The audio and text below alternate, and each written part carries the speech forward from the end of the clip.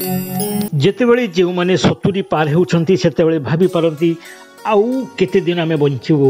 ଏ କଥା ଆମେ ମନରୁ କହୁନାହୁଁ। ସୁସ୍ଥ ମଣିଷଙ୍କ ଉପରେ ଗବେଷଣା କରି ବୈଜ୍ଞାନିକମାନେ ହିଁ ଏହି ସିଦ୍ଧାନ୍ତରେ ପହଞ୍ଚିଛନ୍ତି ଯେ ଆମେ ବୁଝି ନପାରିଲେ ବି ଶରୀର କିନ୍ତୁ ସିଗ୍ନାଲ ଦେଇ କହିଦିଏ 70 ବର୍ଷ ପରେ ମଣିଷ କେତେ ଦିନ ବଞ୍ଚିପାରେ। ଏହାର 7 ଲକ୍ଷଣ ରହିଛି। ଏହି ଲକ୍ଷଣ ଗୁଡ଼ିକ ଜାଣିନେଲେ ଆପଣ ଜାଣିପାରିବେ ଆପଣ ଯେଉଁ ଜାଗାରେ ଠିଆ ହୋଇଛନ୍ତି ଏବଂ ଅଧିକ ଦିନ ବଞ୍ଚିବା ପାଇଁ ଆପଣ ନିଜକୁ କେମିତି ପ୍ରସ୍ତୁତ କରିବେ। ଲକ୍ଷଣ 1 ଚାଲିବାର ଗତି। ଗବେଷଣାରୁ ଜଣାପଡ଼ିଛି 70 ବର୍ଷ ପରେ ଯେଉଁମାନେ ଦ୍ରୁତ ଗତିରେ ଚାଲିପାରନ୍ତି ଧୀର ଗତିରେ ଚାଲୁଥିବା ଲୋକଙ୍କଠାରୁ ବେଶୀ ଦିନ ବଞ୍ଚନ୍ତି। କାରଣ ଚାଲିବା ସହିତ ପେଶୀ, ହୃଦୟ, ମସ୍ତିଷ୍କ ସ୍ୱାସ୍ଥ୍ୟ ସହ ସମ୍ପର୍କ ରହିଛି। ତେଣୁ ଦ୍ରୁତ ଗତିରେ ଚାଲି ନ ପାରିଲେ ଏହା ଏକ ପ୍ରକାରର ଚେତାବନୀ। ତେଣୁ ଧୀରେ ଧୀରେ ଦ୍ରୁତ ଗତିରେ ଚାଲିବା ଅଭ୍ୟାସ କରନ୍ତୁ। ଲକ୍ଷଣ 2 ହ୍ୟାଣ୍ଡଶେକ୍। ଆପଣ କରମର୍ଦ୍ଦନରୁ ଜାଣିହେବ ଆପଣ କେତେ ଦୁର୍ବଳ। 70 ବର୍ଷ ପରେ ଯଦି ଆପଣ ଶକ୍ତ ଭାବେ କରମର୍ଦ୍ଦନ କରିପାରୁନାହାନ୍ତି ତେବେ ଏହା ଚେତାବନୀ। ଗ୍ରିପ୍ର ଶକ୍ତି ଜଣାଇଦିଏ ଆପଣଙ୍କ ସ୍ନାୟୁତନ୍ତ୍ର, ରକ୍ତ ଚଳାଚଳ ଠିକ୍ ଅଛି କି ନା। ଦେଖନ୍ତୁ ଆପଣ ହ୍ୟାଣ୍ଡଶେକ୍ କରିପାରୁଛନ୍ତି ତ, ଓଜନିଆ ବ୍ୟାଗ୍ ବୋହି ପାରୁଛନ୍ତି ତ। ଆପଣଙ୍କ ହାତର ମୁଠା ହିଁ ଶରୀରର ଶକ୍ତିକୁ ଦର୍ଶାଏ।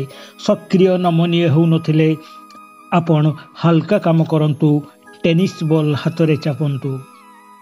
ଲକ୍ଷଣ 3 ଗୋଟିଏ ଗୋଡ଼ରେ ଠିଆ ହୋଇ ଶରୀରର ଭାରସାମ୍ୟ ରଖିପାରୁଛନ୍ତି ତ। 10 ସେକେଣ୍ଡ ଠିଆ ହେବାର କ୍ଷମତା କହିଦେଇପାରେ ଆପଣ କେତେ ଦିନ ବଞ୍ଚିବେ। ଯେଉଁମାନେ ନିଜ ଶରୀରର ଭାରସାମ୍ୟ ରଖିପାରୁ ନାହାନ୍ତି ତାହେଲେ ବହୁତ ଅସୁବିଧା। କିନ୍ତୁ ଯେଉଁମାନେ ଶରୀରର ଭାରସାମ୍ୟ ରଖିପାରୁଛନ୍ତି ସେମାନେ ଆହୁରି ଦୀର୍ଘକାଳ ବଞ୍ଚିପାରିବେ ବୋଲି ଗବେଷକମାନେ କହନ୍ତି। ତେଣୁ ଯୋଗ କରନ୍ତୁ, ବ୍ୟାୟାମ କରନ୍ତୁ, ଗୋଟେ ଗୋଡ଼ରେ ଠିଆ ହେବାର ଅଭ୍ୟାସ କରନ୍ତୁ।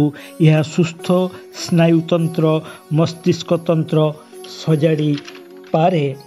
ଯଦି ଆପଣ ଦୀର୍ଘ ଦିନ ଗୋଟେ ଗୋଡ଼ରେ ଠିଆ ହେବାର ଅଭ୍ୟାସ କରୁନାହାନ୍ତି କି ଗୋଟେ ଗୋଡ଼ରେ ଠିଆ ହେବାକୁ ହେଲେ କାନ୍ଥର ସହାୟତା ନେଉଛନ୍ତି ତେବେ ଏହା ଆପଣଙ୍କ ଶରୀର ସହ ମସ୍ତିଷ୍କକୁ ଦୁର୍ବଳ କରୁଛି। ତେଣୁ ଏକ ଗୋଡ଼ରେ ଠିଆ ହୋଇ ତଳକୁ ନଇଁ କିଛି ଉଠାଇବାକୁ ଚେଷ୍ଟା କରନ୍ତୁ। ଯଦି ପାରୁନାହାନ୍ତି ଆତଙ୍କିତ ହୁଅନ୍ତୁ ନାହିଁ, ଉପାୟ ଖୋଜନ୍ତୁ। ଲକ୍ଷଣ 4 ନିଦର ପ୍ୟାଟର୍ନ। ମନେ ରଖିବେ ନିଦ କେବଳ ବିଶ୍ରାମ ନୁହେଁ।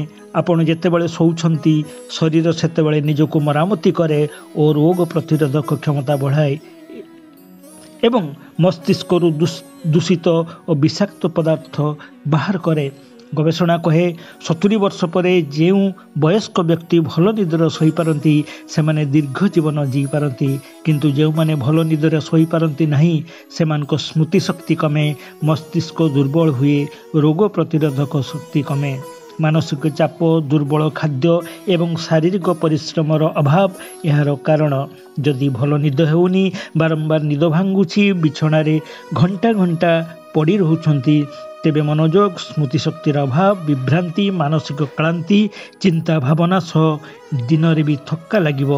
ଭଲ ନିଦ ପାଇଁ ଟିଭି, ମୋବାଇଲ ଛାଡ଼ନ୍ତୁ, ଶୋଇବା ସମୟ ସ୍ଥିର କରନ୍ତୁ। ଲକ୍ଷଣ 5 ଭୋକ କମିଯିବା। 70 ବର୍ଷ ପରେ ଆପଣ ଯାହା ଖାଇବେ ଅନ୍ୟତମ ସିଗ୍ନାଲ ଭାବେ କହିଦେବ କି ଆପଣ କେତେ ଦିନ ବଞ୍ଚିବେ।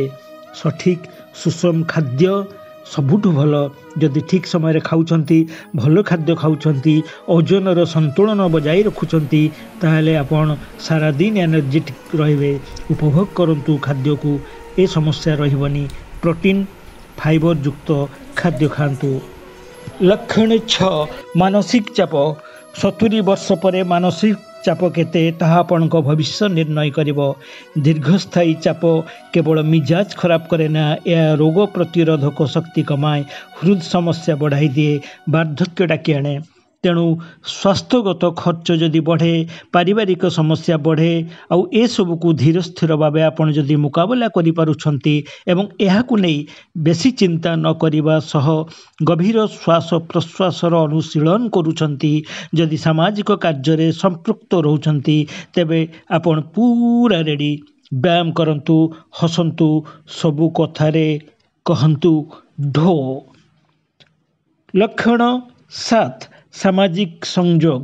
70 ବର୍ଷ ପରେ ଆପଣଙ୍କ ସାମାଜିକ ସଂଯୋଗ ହିଁ କହିଦେବ ଆଉ କେତେ ଦିନ ବଞ୍ଚିବେ।